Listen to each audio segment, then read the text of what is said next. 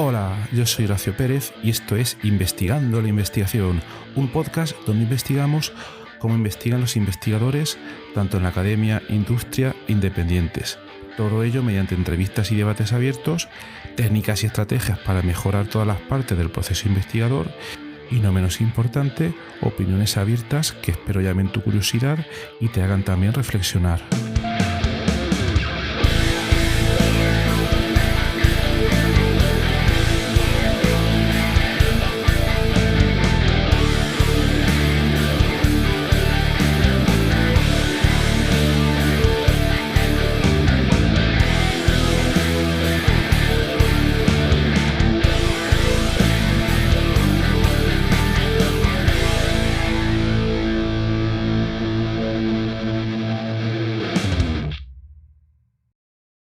En gran parte de nuestros procesos de investigación o en los procesos de los demás, o incluso si extendemos la investigación al desarrollo, crecimiento de startups, porque la investigación ya hemos dicho que no es únicamente académica, nos sirve muchísimo el poder darnos cuenta de manera realista si somos capaces de entender una cosa o las causas principales de esa cosa, tanto a nosotros mismos como a los demás. Entonces, para ello, hoy os traigo un resumen muy breve de una técnica que popularizó ahora más de 10 años un señor llamado Eric Ries, más comúnmente conocido por un libro que escribió que se llamaba The Lean Startup, la startup, digamos, ágil. Este fue un libro que este señor escribió para proponer cómo desarrollar de manera rápida una startup, de manera rápida y eficiente, claro. A día de hoy, estamos en el año 2023, a mucha de la gente que está en el desarrollo de startup y demás sabe que todo esto no es fácil para nada. Muchas de las cosas que se aplican en una startup también se pueden aplicar a grupos de investigación, muchas pero no todas, ojo. Y esto lo conté en un episodio anterior del podcast, que lo podéis ver, sobre septiembre de 2021, grupo de investigación contra startups, lo podéis ver por esa fecha, donde cuento todos esos detalles. Pero en definitiva, la metodología que planteó Eric Ries en The Lean Startup y que a día de hoy son cosas que se dan por muy hechas, a mediados de la década de los 2000 no se daban tan por hechas, cuando todo este mundo de las startups estaba muy en verde, ¿no? Pero sobre todo, lo que trajo este señor a la palestra es un método de desarrollo súper ágil. En el mundo de las startups es un mundo súper creciente que se desarrolla bastante rápido y uno no puede ir andando con pies de plomo como puede hacer un corporate, una gran corporación, una gran empresa, donde la capacidad de desarrollo es muy lenta y a veces prácticamente inexistente. Y si nos fijamos un poco, una gran corporación, un corporate, es a veces lo mismo que la academia. La academia es un mundo que a veces, en cuanto a los procesos que utiliza o que desarrolla, puede, o mejor dicho, se desarrolla a tiempos o escalas de tiempo muy lentas, ¿no? Entonces, ¿por qué estoy relacionando una cosa con la otra? Pues vamos un poco a lo mismo de antes. En el mundo de las startups, a comienzos aproximadamente de los 2010, cuando salió el libro de este señor, estábamos en plena crisis económica.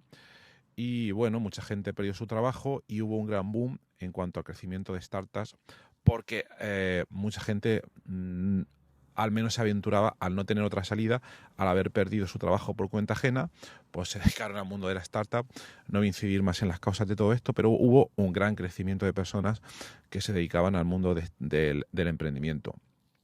Y no había metodologías útiles o prácticas o consolidadas para promocionar el desarrollo de estas startups hasta que vino este libro de Lean Startup que proponía varias ideas para hacer un desarrollo sobre todo rápido. Entonces, hoy no me voy a centrar en explicar este libro. En capítulos anteriores del podcast he estado comentando algunas cosas, pero básicamente los puntos clave a los cuales me voy a referir hoy serían: 1. Desarrollo continuo y rápido en varias iteraciones de un proceso. lo cual va a veces en contra del mundo académico clásico. Desarrollo iterativo y rápido de un proceso, que puede ser un proceso de investigación y en el cual, sobre todo, se tiene en cuenta la opinión, o se intenta sacar la opinión del usuario final de un producto o de un servicio. ¿De acuerdo? Tampoco me voy a meter hoy en eso. Pero lo importante es que, y es en lo que lo conectamos con el episodio de hoy, la idea del episodio de hoy es cómo podemos estar seguros de que hemos entendido algo o de que alguien con el que trabajamos ha entendido algo. Bueno, pues esto es crucial. El poder entender estas cosas es crucial a la hora de desarrollar un producto o un servicio o un proyecto de investigación, que a veces todo es básicamente lo mismo. Entonces el señor Eric Ries desarrolló la técnica de los 5 porqués. La técnica de los 5 porqués es, en apariencia, cuando la cuente, es súper fácil, pero es bastante complicado llevar a la práctica. Y también os vais a imaginar por qué. Pero simplemente ya, después de esta introducción, que creo que me ha quedado un poco larga, pero que por otra parte pienso que era necesaria, os voy a contar en qué consiste la técnica. Veréis, cuando se está desarrollando una startup o un proyecto de investigación y estás hablando con alguien, entonces te tienes que asegurar de que la otra persona ha entendido algo, o cuando tiene un problema debes darte cuenta o entender por qué ha tenido ese problema. Entonces aquí viene la técnica de los 5 porqués. Vas a la otra persona y le preguntas ¿por qué sucede este problema? Entonces te dará una razón. Ahí has empleado un porqué. Entonces cuando te dé esa razón, tú le aplicas un segundo porqué. ¿Y por qué esto? Entonces, ya creo que sé un poco la idea. Primer porqué, vas aplicando una sucesión de porqués en 5 niveles. En 5 niveles. Entonces, ¿qué es lo que pasa? ¿Por qué es importante esta técnica? Porque nosotros, al nivel de nuestra conciencia, nosotros u otros con los que trabajamos, nos pensamos que hemos entendido, que hemos entendido alguna cosa, algún concepto, o que somos conscientes de algún tipo de problema, pero muchas veces estamos muy lejos de haber entendido las causas principales de ese problema. Entonces, esta técnica, al ir profundizando en las razones, nos hace darnos cuenta de que a veces no hemos entendido realmente o no somos realmente conscientes de las causas de ese problema. ¿De acuerdo? Por ejemplo. Y además esto lo podemos aplicar tanto a si nosotros estamos gestionando un grupo de investigación, para ver nuestros colaboradores de proyecto cuando tienen un problema, si son conscientes de las causas reales de ese problema, o también nos lo podemos aplicar a nosotros mismos. Imaginaos que esto os pasará a diario de manera casi segura. Estéis leyendo un paper y penséis que habéis entendido un concepto. Por ejemplo, vámonos sin ir más lejos a un ejemplo práctico, a los modelos del lenguaje. Grandes modelos del lenguaje, Large Language Models, son los que utilizan ChatGPT y todas estas cosas que ya todos conocéis. Bien, pues entonces este ejercicio lo podéis hacer para vosotros mismos de manera interna. Es un poco difícil de realizar, o realizarlo con otra persona.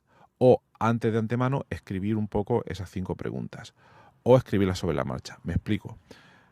Voy a hacerlo para mí mismo. La primera pregunta sería: ¿qué es exactamente un modelo del lenguaje? Entonces yo me respondería a esa pregunta. Un modelo de lenguaje es un modelo de aprendizaje automático que es entrenado con datos de lenguaje natural para intentar encontrar patrones que luego me sirvan para generar texto. Y luego me preguntaría, de todo eso que he dicho, deberían haber cosas, o probablemente hayan cosas que no me queden claras a mí del todo. Entonces diría, ¿qué son esos patrones que aparecen en esos modelos de lenguaje? Intentaría responder a esa pregunta. Ahora ya estaría en la pregunta, en el porqué número 2. Intentaría responder a esa pregunta. Bien, los patrones son ciertas estructuras que se pueden dar en los datos y que pueden tener en común todos esos datos, ese córpora de texto con el cual hemos entrenado ese modelo de lenguaje, y que si somos capaces de sacar esos patrones que contienen todos esos datos, nos va a ser más fácil generar nuevos textos e incluso entender por qué está sucediendo todo esto. A continuación voy a preguntar, ¿y cómo se entrena todo ese conjunto, todas esas arquitecturas computacionales para lograr detectar todos esos patrones? Y entonces intentaría responder. Y claro, puedo seguir así. Normalmente Eric Ries recomienda llegar hasta el nivel número 5. ¿Qué es lo que suele suceder? Que normalmente cuando llegamos al nivel número 3 nos cuesta muchísimo y nos damos cuenta de la gran cantidad de carencias y de hoyos que tiene nuestro razonamiento o nuestro conocimiento, y cuando digo nuestro puede ser también el de los demás cuando estamos hablando con un compañero. ¿Por qué es difícil aplicar este método? Cuando lo aplicamos a nosotros mismos nos va a costar reconocer las carencias que tenemos en nuestro conocimiento. Cuando lo aplicamos a otra persona, esa otra persona se va a poder sentir incómoda por este razonamiento, esta inquisición que puede parecer, pero nada más lejos de la realidad. Cuando lo estamos haciendo con otra persona, debemos de dejar claro que es una técnica que el objetivo principal es detectar huecos en todos nuestros procesos comunes.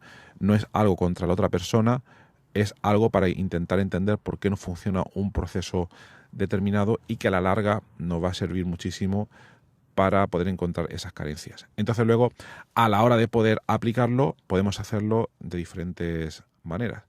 O lo aplicamos a otra persona o no lo aplicamos a nosotros mismos, y cuando lo aplicamos a nosotros mismos lo podemos hacer sobre conocimientos que ya tenemos, sobre problemas que ya tenemos, o sobre nuevo material, por ejemplo, cuando estamos leyendo publicaciones, para ver si realmente pues, lo vamos entendiendo. Y a la hora de poder hacer eso podemos hacerlo tanto a nivel de razonamiento mental interno, discusión interna, subvocalización, vocalización. Ahí cuesta un poco más porque uno se puede perder muy fácilmente, o dejarlo por escrito. Conforme lo vamos pensando, vamos apuntando esas preguntas, nos podemos hacer un diagrama o incluso a veces visualizarlo de otra manera. Podemos volcarlo en un texto, o podemos hacer como hago yo a veces, supongo que os habéis dado cuenta, volcarlo directamente en un episodio de podcast donde estamos reflexionando sobre un tema que no controlamos, o que queremos ver de ese tema lo que sabemos realmente, lo que no sabemos, etcétera. Por tanto, y finalmente, un podcast también puede ser un ejercicio para darnos cuenta de las cosas que entendemos, no entendemos, y también al intentar respondernos todas esas preguntas, darnos cuenta de a realizar ese proceso de algunos aspectos que no percibíamos de manera tan clara cuando damos la respuesta al primer porqué sobre ese problema. Entonces, bueno, no me quiero extender mucho más. Todo esto que os he comentado, si os interesa, podéis practicarlo. Es la manera más fácil de llevarlo a cabo. La idea creo que se entiende muy, muy fácilmente, pero ya veréis cómo cuando os pongáis vosotros mismos o con otra persona a practicarlo, no es fácil para nada, pero os animo a ello. ¿Podéis recibir más trasfondo teórico? Podéis. Os podéis leer el libro de Lean Startup de Eric Ries, pero creo que no es necesario absolutamente para nada. Creo que la idea está clara. Entonces simplemente practicarlo, y si queréis comentar sobre todo eso, sobre todos estos temas, os venís a nuestra comunidad en WhatsApp, la cual podéis encontrar, donde muchas otras personas y miembros de esta comunidad estamos debatiendo en torno a este tema y otros, en horacio-ps.com/comunidad. Y nada más, espero que te hagan muchas preguntas y sobre todo que las disfrutes. Hasta luego.